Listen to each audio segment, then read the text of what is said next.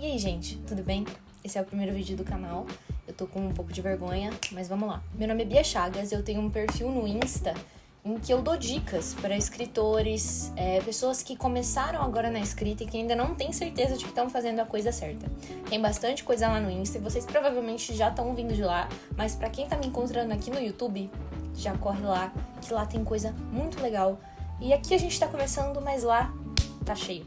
Eu abri uma caixinha de perguntas lá nos stories e eu pensei, por que não responder num vídeo aqui no Insta? Eu até me arrumei e eu vou responder as suas perguntas da caixinha. Vieram muitas respostas, e a pergunta da caixinha era: qual é a sua maior dificuldade com escrita? Então, bora responder suas perguntas e tirar suas dúvidas. Lendo a primeira pergunta aqui, minha maior dificuldade é sempre como inicio a história. Sempre ter o meio e o fim pronto. Vamos pensar assim, a primeira coisa que acontece na sua história é o incidente incitante. O incidente incitante é a coisa que vai acontecer na sua história, que vai tirar o seu protagonista do mundo comum dele e vai colocar ele numa situação nova, que vai ser essa situação da trama do livro. Por exemplo, num romance. A mocinha tá lá, vivendo a vida dela, e ela termina com o namorado e muda de país. Lá ela conhece um outro cara. Ou num filme de terror. Tá tudo bem, eles estão lá nesse acampamento até que alguém tira um tabuleiro de Ouija e eles resolvem jogar. E é nesse momento em que tudo se transforma, em que tá tudo bem e deixa de estar tudo bem. Ou que tá no normal e, nossa, veio uma coisa nova. Sempre pensa no que vai mudar na sua história. Porque se só for a vida do seu protagonista, tudo bem. Tem histórias que são assim, mas são menores, né? Em menor quantidade de histórias. É o que a gente chama de slice of life, que é só a vida do seu personagem, sem nada acontecer na vida dele, é só ele vivendo. A gente chama isso de slice of life. Mas a maioria das histórias, seguindo a narrativa, tem um incidente incitante, que é quando alguma coisa abala o mundo comum do seu protagonista e ele vai para esse mundo novo. Ou seja, quando a trama começa. Então é isso. Um incidente incitante é o começo da sua história. Pensa sempre assim. Você começa apresentando o mundo comum do seu personagem. Quem o seu personagem é? Como ele vive, como é a vida dele comum. Não precisa ser maravilhosa. A vida dele comum pode ser horrível, tá? E o incidente incitante é alguma coisa que vai acontecer pra quebrar esse mundo comum. E daí ele vai pra esse mundo novo ou pra essa situação nova, fora do mundo comum dele, fora da zona de conforto dele. E lá é onde acontece o desenvolvimento da sua história. Lá, entre aspas, não precisa ser em outro lugar, mas nessa outra situação. Bora pra próxima. Conseguir leitores. Gente, isso aí é marketing, mas o que eu recomendo é: criem uma página de autora, com você como autora. Poste a sua jornada de escrita, quais são as suas dificuldades escrevendo, o que você pensa sobre seus personagens, como você tem estudado para fazer essa história uma história boa. Poste trechos do que você tá escrevendo, poste as tropes, faça reels chega em muita gente nova. Então assim, apesar de isso não ser exatamente escrita, ser marketing, ajuda bastante. Crie um perfil de autora e chegue nas pessoas que gostam de ler o que você escreve. Por exemplo, escrevo Dark Romance. Procure editoras de Dark Romance, por exemplo, Fruto Proibido, e veja quem são as pessoas que seguem, interaja com essas pessoas, chame elas pra conhecer o seu perfil, mas não faça spam. Ok? Próxima pergunta. Gente, a câmera parou de gravar e eu não vi, então eu tô editando e percebi isso agora aqui. Mas eu vou perceber isso enquanto eu tô gravando o vídeo mais tarde, então vocês vão me ver tendo uma reação real sobre essa parada do vídeo, mas por enquanto segue como podcast com essa gameplayzinha de Minecraft linda, belíssima, enquanto eu respondo suas dúvidas. É isso. A condução de um ponto ao outro, ou o simples questionamento: e agora? Pra onde ir? Gente, por isso que o planejamento é muito importante. Tem gente que não gosta de se planejar, ou quando se planeja fala: meu Deus, eu não consigo, isso aqui tá me prendendo muito, eu não tô conseguindo escrever, me sentindo tão presa. Mas o que eu recomendo é, se você for arquiteto ou se você for jardineiro, inclusive a gente pode falar desses termos depois, planeje pelo menos um pouquinho. Pra quem for arquiteto, sabe que gosta de fazer escaletas grandes, gosta de fazer o roteiro, de colocar tudo que vai acontecer no maior tim-tim-tim-tim. Mas, Pra quem for jardineiro, o que eu recomendo é, faça pelo menos uma escaleta dos capítulos. Por exemplo, capítulo 1, a personagem Ana tá na cidade natal dela, ela vai à festa de aniversário dessa amiga e esbarra com um cara nessa festa. Capítulo 2, ela começa numa faculdade nova e ela vê que esse cara faz parte da faculdade dela.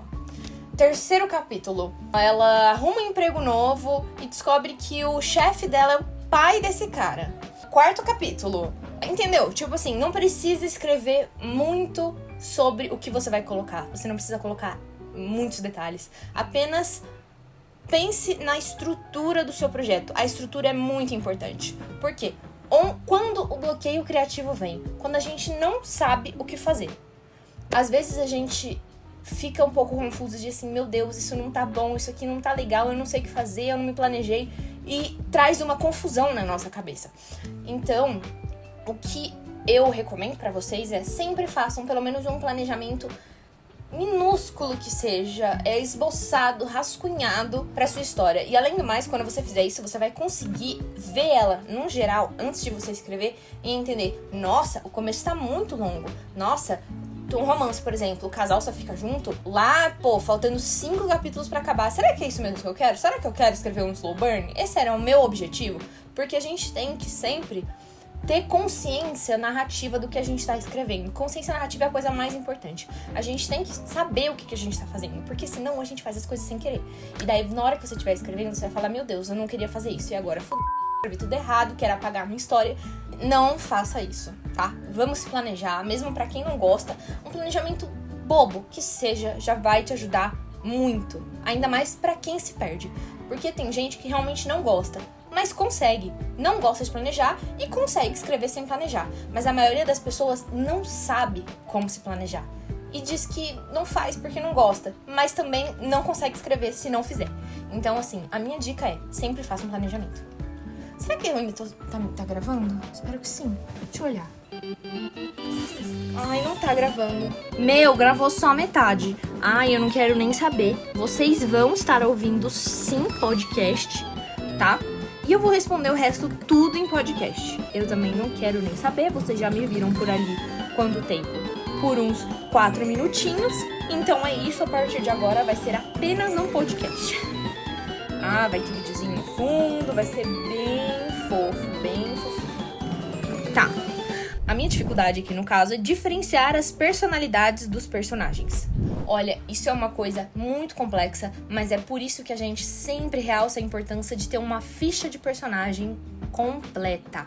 A gente acostuma procurar na internet ficha de personagem e encontrar o quê? Aquela super ficha desnecessária de metros e metros e metros de comprimento, em que tem cor favorita do seu personagem, cor dos olhos na luz, cor dos olhos no escuro, série favorita, frase de efeito, alergia, tem freira. Não precisa de tudo isso, mesmo.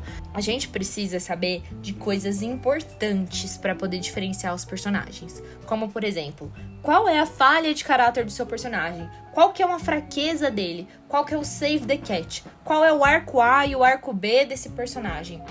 Ou a trama A e a trama B, enfim. A gente tem que pensar no que é importante narrativamente. E não nesses milhares de detalhes. Que diferença isso faz na hora de você escrever o personagem? Nada. Isso são coisas que quando você tá escrevendo, você pensa em colocar. Se você quiser fazer a mais, você faz. Mas o que falta muito é a gente ter uma ficha completa. Inclusive, a ficha de personagem completinha, eu passo na minha mentoria, né? Na minha mentoria de escrita, que eu dou para as pessoas que têm uma ideia, ou às vezes não têm uma ideia, mas quer planejar alguma coisa, tem dificuldade de planejar. Nossa, já tenho... Tá tudo escrito, mas eu não tô entendendo como fazer dessa parte. Várias pessoas entram com vários projetos, apenas ideias. Não sei o que eu quero escrever, mas eu quero escrever. A gente tem uma ideia juntos. E lá eu tenho uma ficha super completinha de personagem, que assim, ela ajuda muito a entender os personagens. E é muito boa pra você diferenciar os personagens. Às vezes, mesmo quando as pessoas fazem a ficha, lá da minha mentoria mesmo, eu recebo e eu falo, nossa, você vê como todos os personagens têm características muito parecidas? E se a gente diferenciar eles? Vamos entender o que cada um pode ter de individualidade. Aí a gente vai perguntando, tá, como essa pessoa age com as pessoas que ela ama? Como ela age numa situação de perigo? Como ela se porta academicamente? Como ela se porta no trabalho? Como ela se porta com seus pais? E a gente vai entendendo isso para colocando ali na personalidade, na história dessa pessoa, enfim. E vai entendendo como diferenciar essas pessoas, sabe? Porque na minha cabeça são pessoas, né? No caso, personagens. Então é isso. Próxima pergunta. Escrever mais bonito. Não uma escrita tão poética, mas às vezes sinto que tô escrevendo muito diretamente. Olha, eu entendo que tem muita gente que vê aquela escrita extremamente poética e acha lindo, maravilhoso e quer fazer igual, mas não é pra todo mundo. Nem todo mundo tem esse estilo, nem todo mundo gosta de ler livros assim. Então, o que a gente pode pensar é melhorar o seu vocabulário, em primeiro lugar. Baixa aplicativo de vocabulário, tem um que você aprende uma palavra todo dia, dicionário de sinônimos, sabe? Vamos ler mais livros com esse tom, com essa narração mais poética, sabe? Isso tudo vai te ajudar a incorporar isso na sua escrita. E sobre essa coisa de escrever muito direto, às vezes o que tá faltando é a escrita descritiva. A escrita descritiva é o fato de você conseguir escrever descrevendo os detalhes das coisas. Por exemplo, era uma árvore velha. Você pode escrever assim, ou você pode dizer: era um salgueiro retorcido, suas folhas esbranquiçadas já anunciavam o início do inverno. Então, o que é interessante para melhorar a sua escrita descritiva é sempre levar um caderninho com você, ou até mesmo usar suas notas do celular, para escrever coisas e descrever quando você estiver fazendo nada.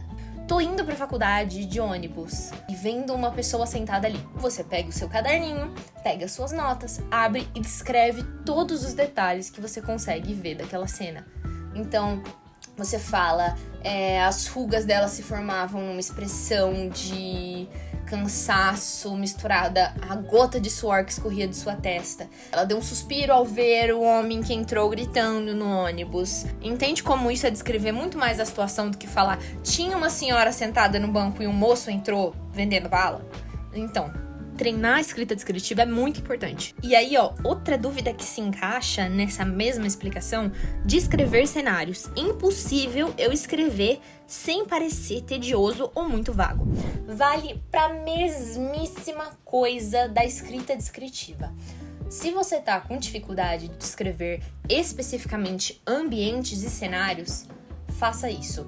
Treine com cenários, por exemplo, senta na frente da janela da tua casa, que você nunca ali parou pra olhar muito bem, senta e descreve aquilo nos mínimos detalhes. Quem tá parado no ponto de ônibus, a árvore que tá na frente, o cachorrinho que sempre deita ali do lado, a vizinha que berra, descreva tudo, entendeu? Próxima pergunta. Pontuação. Olha, é muito bom quando a gente é escritora, a gente estudar, sim, a língua portuguesa. Interessante saber, a gente tá sempre pesquisando sobre as regras da língua, entender como é que funcionam as coisas, porque é bom saber, né? A gente trabalha com escrita, a gente trabalha com a aplicação da língua portuguesa ali de forma literária, então é muito interessante a gente estudar e saber do que a gente tá fazendo. Mas se você, eu tenho uma história muito boa pra contar, mas eu não sou boa em português, eu não sei se vai ficar legal, mas eu gosto de escrever, mas eu não sei se eu tô fazendo os erros certos, ou se eu tô acertando, ou se eu tô errando, não se preocupe com isso. Pensa que o seu livro, ele não vai sair de você e ir direto pra publicação. Ele vai passar pela mão de várias pessoas. Como, por exemplo, a leitura crítica, a leitura sensível, a revisão. Então, assim, na revisão, a pessoa vai corrigir apenas os erros de português da sua história. Não se preocupe em ficar: será que eu tô usando a pontuação correta? Ai, meu Deus, eu vou ter que procurar, mas eu não sei. Ai, mas que vergonha. Não se preocupa com isso. Você vai chamar um revisor pra revisar a sua história e vai ser maravilhoso. Ele vai te apontar todos os erros, vai corrigir e vai ser perfeito. Você não precisa ficar se preocupando com isso. Só que, pensando por outro lado, se você for um autor independente, assim, não, eu não vou contratar um revisor, eu não quero chamar alguém que faça, eu não quero procurar, eu não tenho dinheiro pra isso agora, não é uma coisa que eu quero fazer. Então, o que você vai precisar fazer é estudar português. Infelizmente, assim, nem todo mundo que tá começando no mercado literário tem dinheiro para estar contratando tantos serviços que, apesar de serem importantes, né, a soma deles, dependendo do tamanho do seu trabalho, também tem um valor significativo, nem todo mundo tem dinheiro para pagar esses serviços. Então, assim, aprenda as regras da língua portuguesa. Veja vídeos, faça cursos, leia muito, vai ajudar demais. Procure cursos, procure aulinhas. Pô, eu não sei os porquês. Procura, o Google tá aí. Ou realmente acha alguém que faça de graça pra você. É isso, gente. Próxima pergunta e última pergunta da vez. Descrever rostos de personagens. Olha, gente, a descrição de rostos, eu já fiz um post completíssimo no Insta sobre descrição de rosto de personagens. É uma lista com várias descrições. Por exemplo, o formato do rosto pode ser oval, redondo, quadrado, fino, rechonchudo. Quando você vai descrever, você pode escrever a estrutura óssea do rosto, como é o maxilar daquela pessoa, as maçãs do rosto são altas ou baixas. Na descrição dos olhos, qual é a cor dos olhos? Qual é o formato? É um olho arredondado? É um olho mais puxado? O tamanho dos olhos, são olhos grandes? São olhos redondos? Ou são olhos pequenos, perto um do outro? Nas sobrancelhas, como é que elas são? São arqueadas? São retas? Elas são cheias? São finas? É uma sobrancelha falhada? É uma monocelha? É uma sobrancelha bem feita? Nariz fino, aquilino, grande, reto, torto? Tem muitas descrições. Se você tiver na hora com dificuldade de escrever alguma coisa específica, bota no Google, simplesmente. Tipos de nariz. Tipos de olhos. Ele vai te descrever vários adjetivos que você pode usar. E pensa em sempre dizer quais são as características marcantes daquela pessoa. O que o seu leitor vai precisar saber para imaginar aquela pessoa? Por exemplo, ele tem a característica marcante de ter um maxilar bem trincado. Então, ele tinha um maxilar angular, ou a pessoa tem uma cicatriz na cara, você vai falar da cicatriz. A característica dela é que ela tem olhos muito grandes, parece uma criança assim, nossa, olhando o mundo. Então, olhos grandes e redondos, entendeu? Pensa no que vai ser importante você descrever e quais são as características marcantes daquele personagem. Gente, por enquanto são essas perguntas. Me falem se vocês querem que eu traga uma parte 2, porque ainda tem várias perguntas pra responder. Infelizmente, aí a câmera parou de funcionar no meio, mas a gente seguiu com o podcast. Eu fico um pouco mais solta mesmo nesse formato podcast, porque eu não tô acostumada a aparecer tanto. Então, assim, é isso. Deixa um like, se inscreve aqui, que vai vir muito conteúdo nesse canal. Vai ter vlog de leitura, vai ter resenha, vai ter dica de escrita, vai ter sprint de escrita. Fica por aqui, se inscreve, ativa o sininho, deixa um like e comenta parte 2 e o que vocês acharam do vídeo antes de sair daqui. Vem me acompanhar lá no Insta se você ainda não me acompanha por lá, e no TikTok também. Meu Insta, Uma Escrita Criativa, e TikTok, Uma Escrita Criativa, os dois. É isso, meu povo. Bye, bye.